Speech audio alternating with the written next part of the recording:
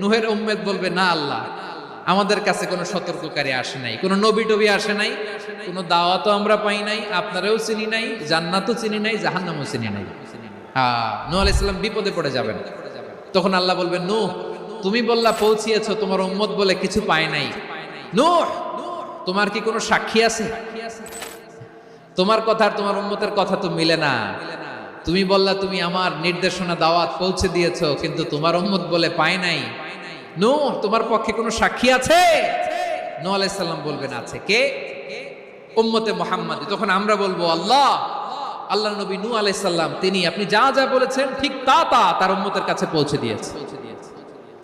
এবার নূহের উম্মতের সাথে আমাদের ঝগড়া লাগবে। তারা বলবে তোমরা আসছো আমাদের হাজার হাজার বছর পরে, তোমরা কি করে জানলা? তোমাদের সাক্ষী ধর্তব্য হবে না। আমরা তখন বলবো আমাদের কোরআনে তোমাদের নবীর নামে আল্লাহ তাআলা একটা সূরা নাজিল